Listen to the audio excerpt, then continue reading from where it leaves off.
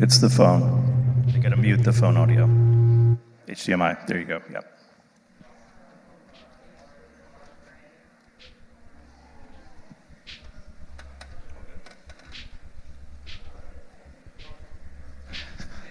Going to kick off here again with Keith Fullerton Whitman. So excited for this. Please take it away, Keith. Yeah. Hi, everybody.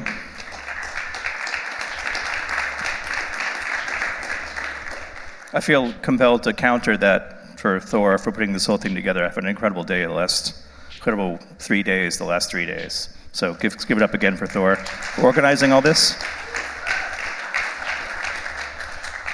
So, any questions? Yeah, it's wobbling around a lot, which I really like, actually. That's great. Wonderful. This is my computer that I brought here to play. It's a series of very small embedded computers that people have built in different styles in different places. I don't think there's a single analog. Oh, there's one analog filter over here, and there's a mixer, but everything else is computers. So it's neat to sort of keep this within the remit of computer music, as has been discussed here for the past few days. And I love this thing dearly. It's a series of decisions, good or bad, that have led into an approach to music that kind of comes historically from improvisation. So to give some background, I'm a dyed-in-the-wool computer music person. I went to Berkeley in the early 90s and studied C-Sound with Richard Boulanger, and I studied Max and Super Collider as they were emerging, and that was my bag for a very long time. But kind of simultaneous to this, I got really deep into improvised music and free jazz and all these things. And I sort of kept these two lanes discrete for a really long time. I don't think that's problematic in any way, just to kind of have a primary discipline, but then also be enthused and in other things at the same time. So I kind of didn't really do much to merge the two clans until kind of more recently I started playing an approximation what I thought was free jazz with these kinds of instruments, albeit it was more of an analog-based one. And what we're looking at here is maybe a very recent stab at trying to do something like improvising dance music, but coming from the structures of free jazz, coming from thinking less about Jeff Mills and more about Milford Graves. This kind of a way to create multiple timing pulses that are recognizable as rhythm, but still have this kind of scattered aerosol way of having multiple time bases and multiple rhythms, basically, that I can kind of choose to bring back together and gang up, or I can have them just go completely, out of time with each other. And I know it looks like pure hell and total chaos, with all these cables, but there's a real logic and a rhyme and reason to all this. And I mean, I'd love to go to talk more in detail about motivation and stylistic things leading into these choices, but ultimately I think the best approach is just to kind of show you a little bit of how it does and why it does, and we'll take it from there. Okay, so I had a series of pieces that were kind of indebted to classic minimalism called generators, and the idea was, I spent my childhood listening to Terry Riley, time-lag accumulator pieces, and wanted to approximate a version of that still had a human, sensibility in the feedback loop of the music, but yet was kind of self-sustaining and self-policing in a way. So I came up with this very simple patch that just basically allowed me to use a circuit called a shift register. In this case, it's an analog shift register, to kind of push note values that were being generated with the most simple, computationally cheap method that I came up with that I really liked, which was just a rising sawtooth wave that was being sampled kind of out of time with its own clock base. So just to give you a really simple demonstration of how this works, I can bring this up. Okay, we've got sound, great. Okay, so here. Oh, it's very high. Yeah, so I have it transposed here.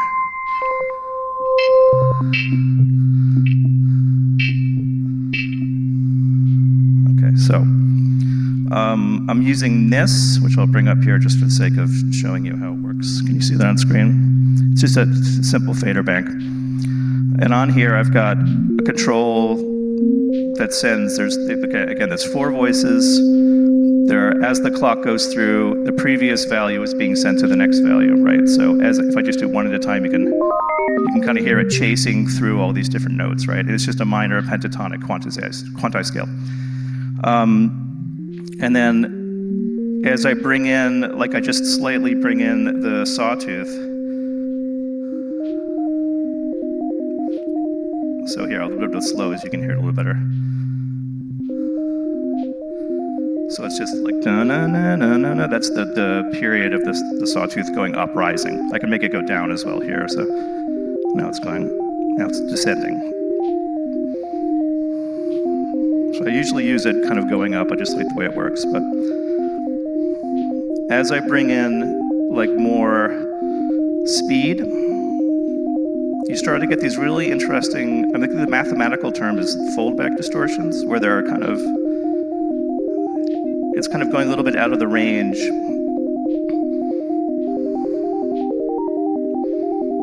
So you're still hearing the rise, right? But as the sawtooth starts to be sampled multiple times along its way, you get these really great emerging patterns.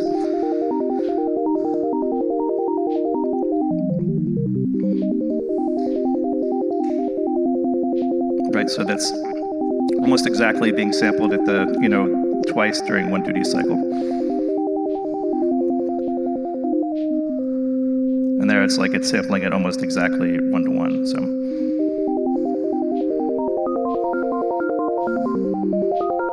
And I really love this sound. It's something that kind of, in and of itself, I'm happy listening to it for long periods of time. I really like it. Here, I'll bring it down a little bit.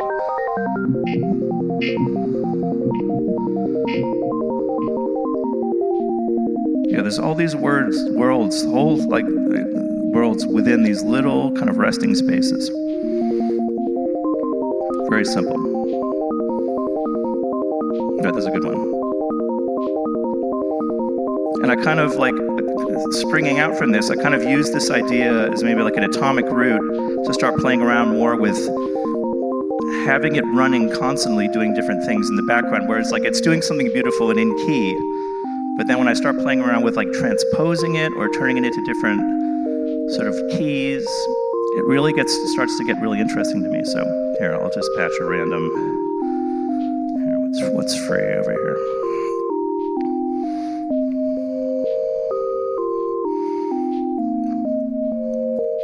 There we go.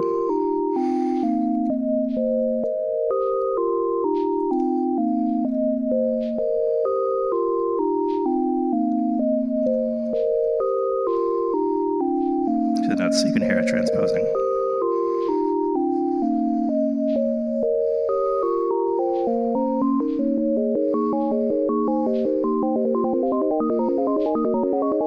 All right, so it gives, I think the whole thing is being transposed up a minor third. Okay, so that's one atomic part of this. Now the same patch, this right now, all we're hearing is sine waves. It's just 4 sine waves. There's a million ways we can embellish this. I can start adding harmonics. I can start changing the quality of the sound. Tuning it.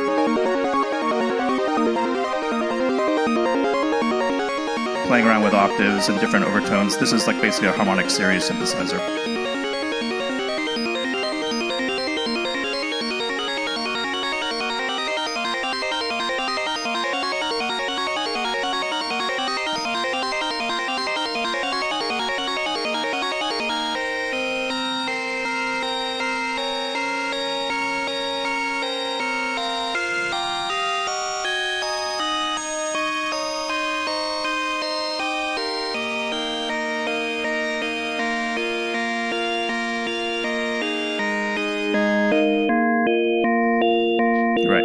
So you can see there's a lot already just going on with this idea of a melody generator, essentially, a thing that's making this, modal kind of, clawing through these different scales in different ways.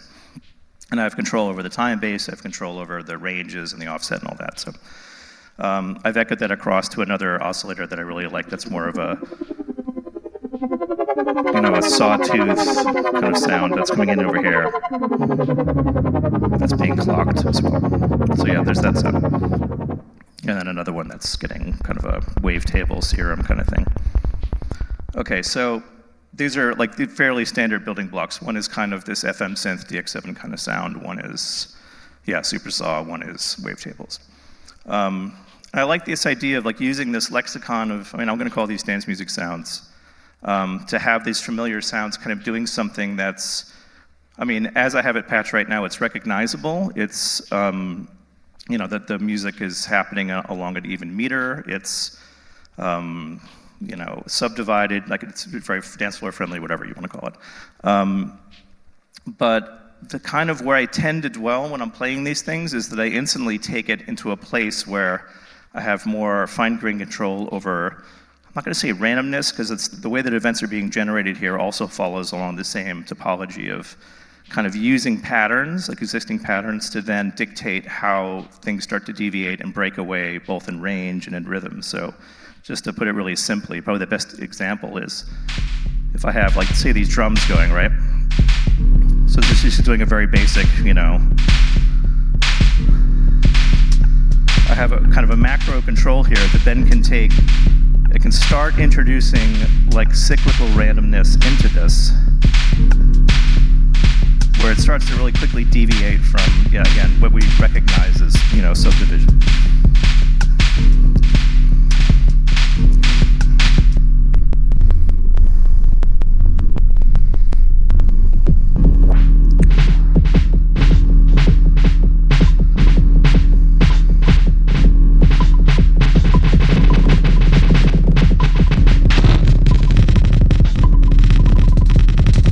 To quickly get into audio rate.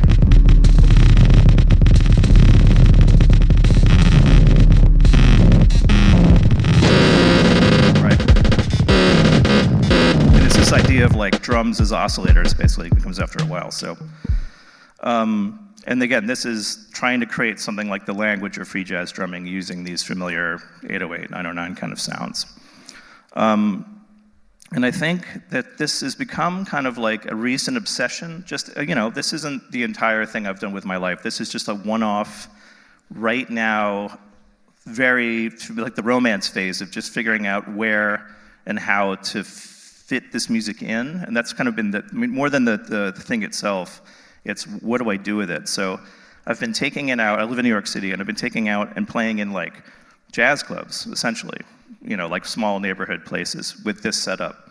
And it's been really, really fascinating, just not as a social experiment, just like how to kind of translate this language from a sets of music that I love and make it still somehow fit into the context of that while also kind of being new and alien. And I've really, I've really loved this so much. It's been so liberating in so many different ways.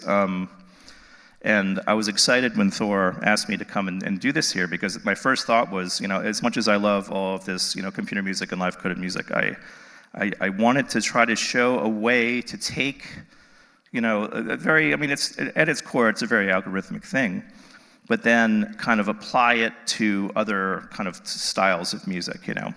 And it's I would say at this point, as it is right now, it's a half success. It's kind of like getting into the really good stuff. It's just starting to happen.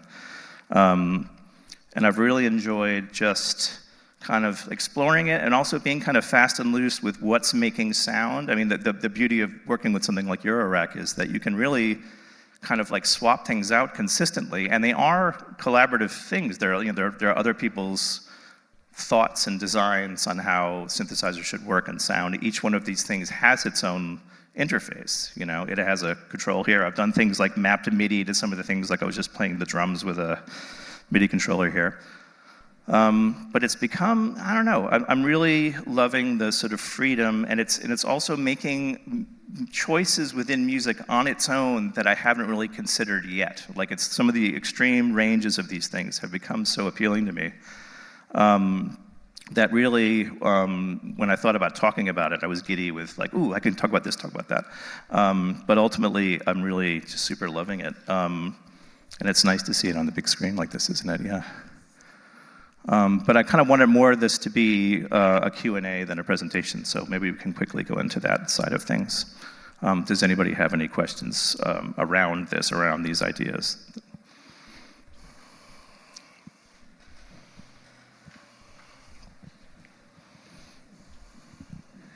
Hey Keith, thanks so much. This is No worries. really fascinating.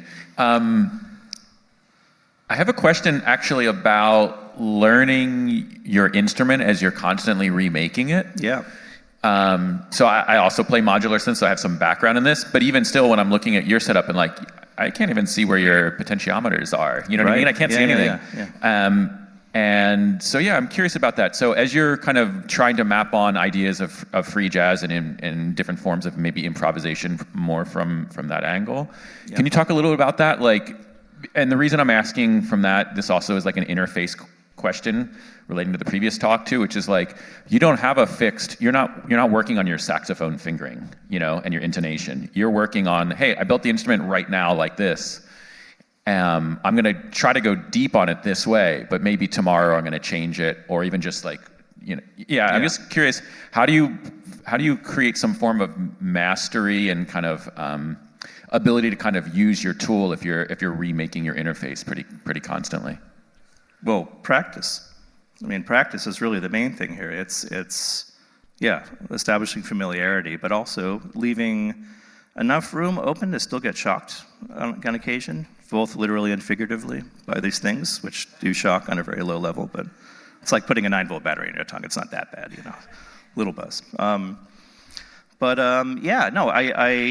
I spend time, honestly. I sit here and I learn. People send these things. I sit, I want to know what they do. I'm a voracious manual reader. And conversations. And actually, I meant to touch on this in the talk part, but this is like, we're now in the Eurorack era of GitHub with all of this stuff. And there's been an incredible, like, you know, the person that's been developing both the hardware of these ornament and crime things and the software itself. Both of those people are accessible on GitHub, and I've been like slyly, you know, getting in their, you know, DMs and being like, hey, it would be incredible if maybe you consider if it did this, and then a couple of things have been implemented now but that's like, we're out of the, you know, you buy the thing, it's that for life. It's all malleable, you know. All of this stuff is software. So it's been really cool to still have the tactility and the patchability and all patch programming and all these things, and then have this also other way of thinking about what's possible with the hardware and see what can be implemented. But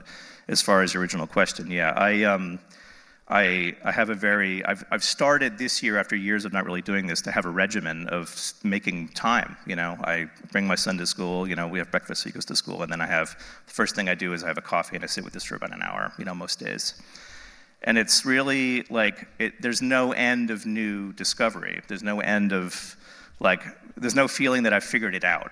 It's still like, oh, I didn't realize this did that. I mean, just the ornament and crime alone, there's something like 80 different algorithms that you can apply to each of the 4, you know, quadrants. So it's like, oh, today we'll explore what this, you know, this scale, you know, sequencer does. Today we'll explore this, you know, the divide and conquer, whatever, you know.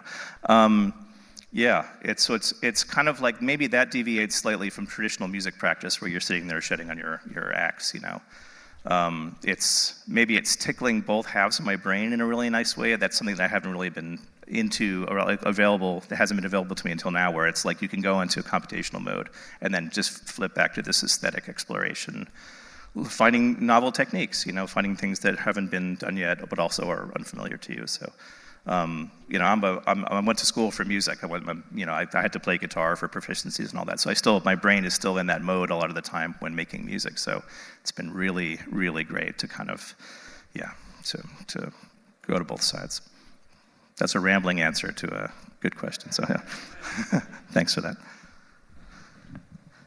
Thank you. That was a great seeing your process.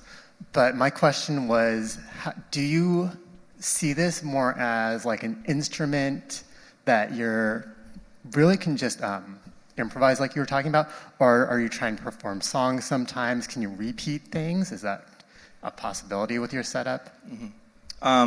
In a formal formic sense, I think of it like the master thing of, it'll be this deconstructed version of dance music, right? Just using, you know, this jazz language. But yeah, because it's, again, you can always remove and constrain and contract, and this is obviously, it started out with just a few of these, and now it's all of this. I do think of it like I am playing a piece of music. I think of it like there's maybe a compositional aspect to it. I've always, again, played fast and loose with this distinction between the dichotomy of what's composition and what's improvisation. I mean, it's this is a 100, 200-year-old battle between the two schools of thought that I don't really necessarily have to side. There's no one or the other for me. You can use these things to make fully composed notated music using graphic notation or whatever method you want, and that they're repeatable in that way, gesturally. I revel in the freedom aspect of it, of just thinking in that moment what would be great next, playing solo, playing with other musicians. I do a lot of collaborating and playing in groups and stuff. And then, yeah, it's not such a hard line. It's not such a hard line between the two.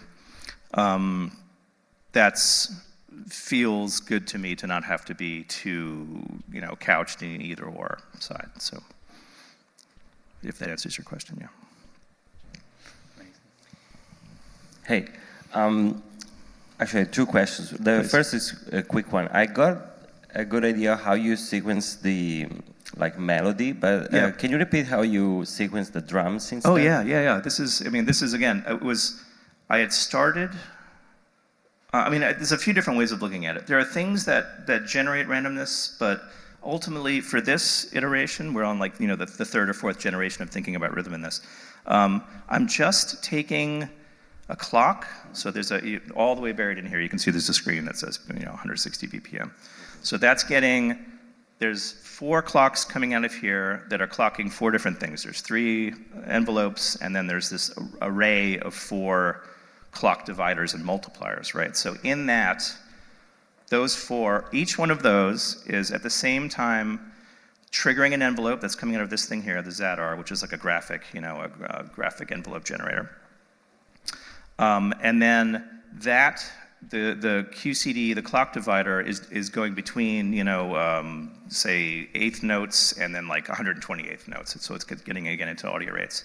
So the triggers that it's generating are going into a VCA, and then the envelope is driving the actual, the volume of the triggers. And then the beautiful thing about this right over here, this sticking EX that I'm using, it has a mode called, SD6 triggers.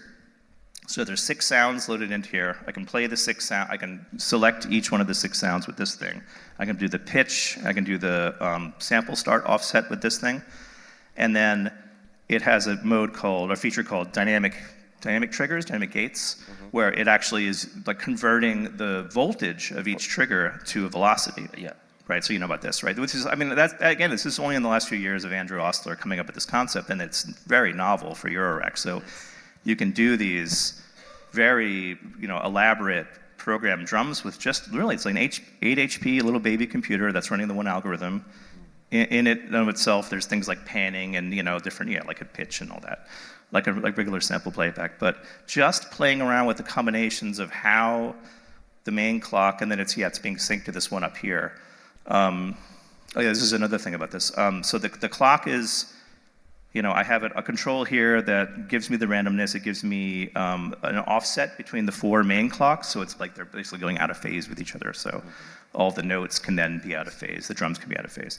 And then this is synced over MIDI with this guy here. You can see right now it's in time, but then you flip a switch, and then you have a wide range analog control of the clock that this half is doing, so that you can then take, say, the first 2 triggers out of here, the other 2 out of here, completely at a time. And then each one of these, you can see how the light's cascading down there. It's a row of binary clock dividers and then triplets and then dotted notes. So you already have this very elaborate way of getting to the root of any particular subdivision or multiplication here, and then you separate them that way, and then you send them across to the drum. So it already starts to sound very open and free and flowing, which I love so much. But it's ultimately, I have all of that running in the background behind all those cables, and I'm just riding the one fader that starts to tell all of these things to begin separating, and then in that is where all the magic is, Yeah. So it's really, and then of course, all the individual macro control of the 2 clocks running at a time, and the third clock either being centralized or decentralized. So, and that's just one of the 6 core things in the patch. It's just that sub patch. So powerful. yeah, fascinating. Thanks. Yeah. And my last question is: have you tried playing with other free jazz All the time. musicians? Yeah. It's more common How is now. your Yeah. experience with It's that? great. I mean, it hinges on the openness of the person. You know, there's been a little bit of blowback. There's been a bit of like, you know, maybe this isn't quite up to the snuff of a human being physically sweating over a drum set or synthesizer or whatever. But I mean, the scene in New York is so great right now that it's, you know, people I think are up for trying any kind of new combination if it makes sense. And obviously, I'm so enthusiastic about the music anyway that I'm just coming in like an eager kid, being like, "Oh yeah, I would love to do this. Let's try this thing." I do a lot of like running, you know, musicians through max patches and through this thing as well. We can do now. Yeah, there's a microphone input, and I have this great like filter bank hiding down here. That's so great for turning anything into this spectral goo, you know, like a vocoder kind of idea. So, yeah, quite a lot. Mm-hmm. I'll take it over this side for a sec. I'll bring it back to Michael. I'm just curious. I mean, you've been such an early adopter of things like Max and Super Collider and everything over the years. What drew you to Eurorack, which feels, I mean, like in my experience, is sort of more limiting and like besides the tactility itself, is like, is it that limiting and like constraining factor that you find appealing about it, or is it something else? It is more limiting. Yeah. I'm absolutely of the, you know, like Will was saying that, you know, the computer is the best, you know, expressive musical instrument for electronic music. Like they're limitless. You know, the things you can program on a computer and software are limitless. I'll tell the story because it's funny. So I was in Berlin some point in the mid or late 90s playing, you know, computer music somewhere, and the place I was staying on the street, they had a little synthesizer store, and it was Christmas time. And they had like a Christmas tree lit up in the window, but it was also like Doepfer modules. You know, this was like maybe like right when Doepfer 95, 96, you know, that just started. This was maybe a few years later. And I just sat there and I had my sandwich and I was just like staring in the window like you'd look at a, you know, Christmas tree in, you know, Rockefeller Center or whatever. And I was like, I never really thought about this. I was never a synthesizer guy. Like coming up through music school was 100% computer music. Like I would sit and I would play with the synths, but I never even considered getting one. And then, I looked at the Doepfer setup and I said, you know, I really like this. And I went and I talked to the guy and I was like, how did this come about? Why are people making these like patchcord synths again? He was like, it's this guy in Dortmund and, you know, he's been making them in his kitchen, you know, it's like a cottage industry. And I said, and I thought about that. I've been traveling the world with this like Apple computer, like, you know, you can't, like as an ambassador essentially with the glowing Apple logo on screen everywhere. But then like, that's ultimately, you know, unless you put a sticker over it, you know. And then I was like, but then there's also this guy that's just making, it was like a full ecosystem at that point of Doepfer modules. Like you can kind of do most of electronic music with them. So I bought a few. I bought like an oscillator, I bought a case, you know, an oscillator and like a filter, maybe a VCA. And then every 6 months I would go back to Berlin and I'd go to the store and I'd get one or two more as happens, you know. And then like maybe, it was much later, mid-2000s, I had like my vision started to get bad and I was just doing too much screen time, but I was spending more time with the synths, and I got to a point where I could do like a convincing noise set with just the Eurorack, right? That was, you know, what I felt comfortable with. But it was so reductive to compare to something like what I was doing in Max. But then, it kind of was like a slow migration into these things because so many other people started doing it, and there was a lot of, it started to get really interesting. I mean, I liked when we started getting these digital synthesis methods in Euro. I was very into this idea, like all of this stuff. And now, I don't know, there's something about it. I'm more compelled to, you know, step away from the computer and sit to this thing, which is a mono activity just to make sound, you know. And I think other people have talked about this, but that to me is a really compelling argument for these things. I'm not going to go into the whole, you know, you can't pay taxes on this or whatever, but you can't write emails on it, you know. But it's to some extent the discipline needed to do your entire life on a computer and then also to carve out time to be creative on it is something. It's an argument.